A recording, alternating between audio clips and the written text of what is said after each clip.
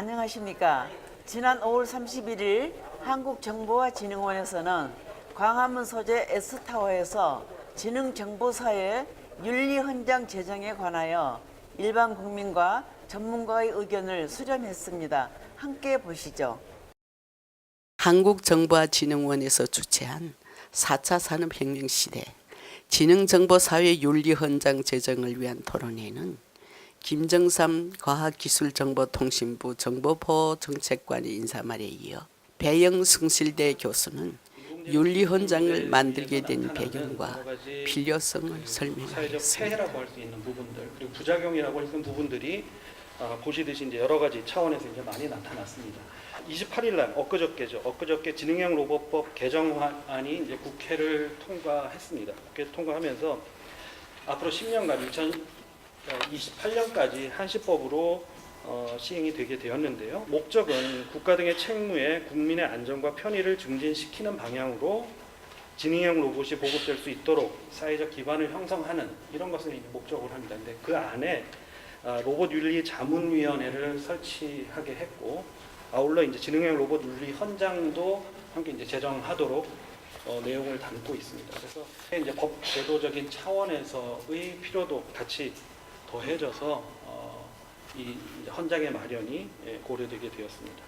2007년에는 산업자원부에서 로봇 윤리 헌장이 이제 제정돼서 이제 공표가 되게 되었습니다. 저 내용은 이제 자세히 보시면 다른 부분들보다도 로봇과 공존하는 인간이 어떠해야 되는지에 대한 부분들을 정리하고 있습니다. 최근에 다음 카카오에서 알고리즘 윤리 헌장이라는 것을 개발했습니다. 그래서 이제 저거를 제정해서 이제 공표를 했는데요. 그러니까 한마디로 얘기하면 프로그램을 만들고 서비스를 만드는 개발자들이 갖춰야 되는 윤리에 대해서 5가지 항목을 중심으로 정리한 내용을 발표를 했습니다. 그래서 뭐 예를 들면 그 알고리즘을 개발할 때 인류의 편익과 행복을 추구한다라든지, 그다음에 사회적 차별이 일어나지 않도록 하는 부분, 또 그 윤리에 근거해서 데이터를 수집해야 된다.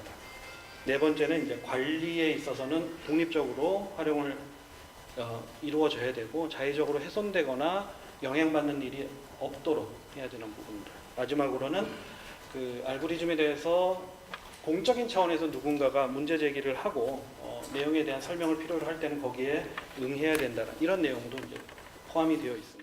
김명주 정보문화포럼 지능정보사회윤리분과위원장은 지능정보윤리헌장 안을 소개하면서 일반인도 알 수 있게 구체적인 신뢰를 들어 설명하므로 윤리헌장 안에 대한 공감대를 형성하였습니다.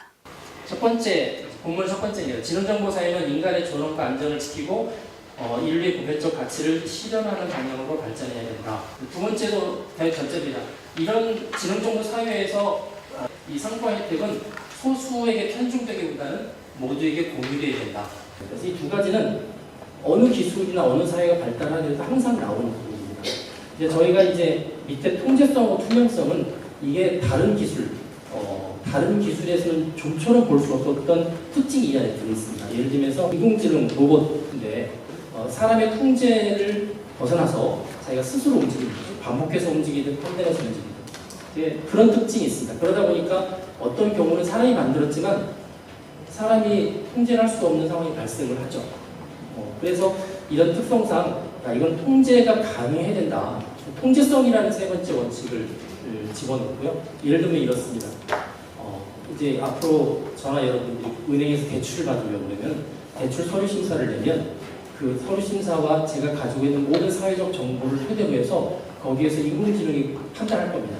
이 사람은 등급이 A다, B다, C다. 따라서 이 사람은 1억 5천만 원, 1천만 원. 그렇게 하면 이제 제가 가장 많이 대출 받으면 괜찮은데 제가 갑자기 1억을 기대했더니 제 인공지능 로봇이 판단을 하기를 3천만 원이라고 판단하는 거예요. 그럼 도대체 사람이 판단하는 게 아니고 제가 어떤 기준을 가지고 판단했느냐, 나 좀 알고 싶다. 이 부분에 대한 논쟁이 굉장히 커지는 거죠. 그리고 그 안에 보니까 예를 들어서 이제 백인한테는 대출을 많이 해주고 흑인한테는 대출을 조금 해줬어요. 예를 들어서 지역별로 지방청 출신은 조금해주고 이런 것들을 놓고 이제 사회적으로 보면 편견도 생기고요. 인공지능을 만든 사람 자체가 자기가 편견을 가지고 인공지능한테 뭘 주입한 게 아닐까 이런 생각도 하게 되죠. 그래서 이런 이전까지 나왔던 기술하고 달랐던 부분이 크게 이 두 부분입니다. 그래서 사람이 통제를 할 수 있어야 된다. 예를 들어서 얘가 막 이상하게 해서 사람을 죽이거나 사람을 이렇게 열심히 케어한다고 그랬더니 어느 순간에 잘못 동정을 일으켜서 자기 주인을 해코지를 해요. 그런 상황이 발생할 수 있기 때문에 그래서 이제 그런 통제도 가능해야 되고 얘가 어떻게 결정하고 어떻게 움직이는지 내부에 대해서 우리가 좀 알았으면 좋겠다. 그래서 그게 이제 투명성입니다. 그래서 두 가지는 이 지능정보 기술에 있어서 대단히 중요한 속성 중에 하나다. 근데 이제 공감 대응성이란 참 중요한 게 한 2년 전에 이런 일이 있었습니다. 제가 고향이 전라북도 익산이라는 데인데요. 저희 고향이 있었던 사건 중에 하나입니다. 그 동네에 어떤 개가 이렇게 돌아다니니까 익산만 해도 약간 시골이죠. 도시긴 도시인데 시골입니다. 그래서 동네 어른들이 세 분이서 그 개를 잡아다가 맛있게 드셨답니다. 동네 주인 없이 돌아다니는 개니까 맛있게 드셨는데 문제는 그게 이제 반려견이었습니다. 반려견. 덩치가 큰 반려견. 주인이 자기 개가 이렇게 가출을 했는데 그 사람들이 가져다가 드셨다는 사실을 알았어요. 그게 이제 수사가 벌어지고 소송이 걸렸죠. 그래서 이제 드신 분들은 잘못했으니까 손해배상을 해주면 좋겠다고 해서 손해배상 해주겠다. 근데 이제 어떻게 하냐면 객값을 주겠다는 거죠. 킬로그램당 얼마씩 예를 들어서. 근데 이제 이쪽에 있는 분들은 반려견은 가족이다. 너 같으면 가족을 잃은 다음에 그걸 어떻게 고기 근수로 환산하느냐. 아니면 정신적 피해까지 다 받아야 돼. 이거 아직 소송 중입니다. 이게 지금 반려견도 동물이지만 가족처럼 취급하죠. 이제 앞으로 인공지능과 로봇이 사람한테 굉장히 친숙하게 와닿을 겁니다. 벌써 일본하고 중국에서 어떤 기사가 떠오르냐면요. 인공지능 로봇 가운데서 소셜 로봇이라는 게 있습니다. 사람하고 인간관계를 잘 해주는. 요즘 흔히 말하는 이제 챗봇이라고 해서 이렇게 스마트 스피커처럼 말만 대화하는 게 아니라 실제 사람하고 똑같이 생겼어요. 그래서 배우자하고 똑같이 생겼고요. 유럽에서는 거의 700만 원이면 한 대를 살 수 있습니다. 판매하고 있습니다. 판매할 때 자기가 배우자 로봇의 외모를 지정할 수가 있어요. 파란 눈, 사이즈, 다 대화를 합니다. 문제는 이게 애완견보다 훨씬 더 개인적인 애착이 큰 거예요. 그래서 일본하고 중국에서 뭘 했냐면 결혼을 허락해달라는 거예요. 이 사람 결혼을 하겠다. 결혼을 허락해달라. 나 결혼 안 하고 이 사람하고 사는 게 훨씬 더 편하다라는 거죠. 자, 그 로봇에 대해서 제3자가 쟤는 그냥 로봇이다라고 생각하고 막대하면 이 사람에게 있어서는 반려견 이상의 반항을 불러올 수밖에 없고 이게 지금 사회가 바뀌고 가고 있는 엄청난 흐름 중에 하나인데 이 앞서 나가신 분들이 가지고 있는 지식들을 대중들이 알 수 있는 그 채널들을 통해서 막 확산하는 게 필요한데 다행히 지난번 드라마도 로봇이 아니야 뭐 이런 것처럼 이번에 또 로봇에 관한 드라마가 많이 나오더라고요. 자꾸 그런 부분들이 나오면 훨씬 더 대중적이기 때문에 필요한 부분이라 생각을 합니다. 지능정보사회 윤리헌장안 소개 후 패널 토론 및 청중 질의응답 시간을 가졌습니다. 좋은 게 제가 어디 이런 그 토론회 같은 패널 토론 같은 거 하면서 패널 발언이 끝나고 이렇게 박수 쳐주시는 청중들이 없으신데 역시 실버넷 기자 선생님들이 많이 오셔서 그런지 이게 또 굉장히 윤리적인데요. 고맙습니다. 또 질문. 최근에 중국에서 많은 인공지능 쪽으로 많이 한국을 많이 추격하고 있고 오히려 뛰어넘었다고 표현을 하고 있거든요.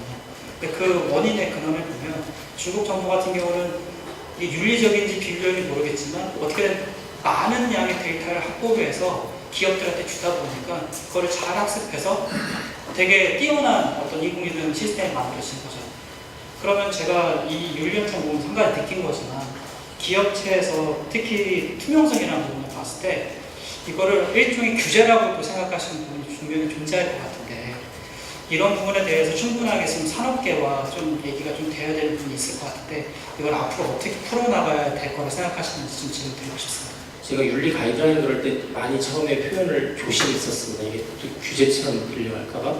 그런데 이제 이게 처음에 말씀드렸지만 일어나지 않은 사회, 일어날 사회 이야기고 윤리적인 거가 더 경제적일 수 있다는 논리 사실 많이 펴는 거예요. 그러니까 윤리를 무시하고 막 드라이브하다가 어느 순간에 갑자기 탁 이렇게 발목이 잡히는 기업이나 그런 경제활동보다는 오히려 기본 최소한의 것을 지켜가면서 그랬을 때 오히려 장기적으로 갈 수 있는 그런 이제 취지로 저희들이 이 단어들을 사용을 했고요. 외국은 글로벌하게 나가려면 그 기업이 도대체 어떤 기업인지를 알고 싶어하고 그래서 윤리나 이런 부분들을 보고 기업의 철학이죠. 그걸 보고 싶어하기 때문에 자기들도 필요하다는 이야기를 하고 있어서 이걸 이제 도와주는 측면인 것 같아요. 그리고 중국은 뭐 공안당국이 뭐 14억 인구의 모든 이 바이오 정보를 갖다가 다 학습시키고 막 이러고 있기 때문에 뭐 얼굴 인식하는 알고리즘 인공지능은 뭐 중국 최고다. 학습 데이터가 무한하기 때문에 그러면서 하는 이야기가 결국 비윤리주의가 기술이 앞서는 거 아니냐 막 그런 이야기를 해요. 근데 우리나라를 비롯한 많은 나라들은 이미 개개인의 어떤 사생활이나 정보를 중요하게 생각하기 때문에 개인정보를 중요하게 생각하고 있고 다만 이거는 이제 그런 거로 푸는 문제가 아니고요. 개인정보를 이렇게 윤리적인 걸 잘 지키지만 이게 또 다른 생산을 위해서 이렇게 예외적으로 퍼주는 이 두 문제는 좀 다른 문제인 것 같습니다. 사실 4차 산업은 2차 창출하고는 거리가 멉니다. 제 개인적인 생각으로는 위험 요소였지만 보완될 부분도 있다고 생각합니다. AI를 활용해서 새로운 직업들이 생겨날 수도 있고 빅데이터를 활용한다면 서비스에서 맞춤형 서비스가 가능한 직업들도 생겨날 수 있고요. 그래서 뭐 두려움 반 기대 반. 교수님, 과학자들이 인류 두뇌를 초과하는 로봇을 만들어 복제한다면 네. 어떻게 되는 겁니까? 멸망하지 않겠습니까? 아니면 인류가 지금 멸망할 정도로 인구 수가 감소하고 있어서 문제가 있다면 그 자리를 로봇이 대체를 하면 나중에 인간과 로봇이 함께 살고 제가 누군가를 사랑했는데 알고 봤더니 걔가 로봇일 수도 있는 거죠. 굉장히 중요한 관점 지적해 주셨어요.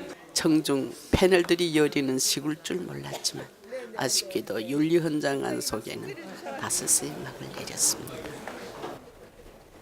이상으로 성북7보 IT 소식을 마칩니다. 고맙습니다.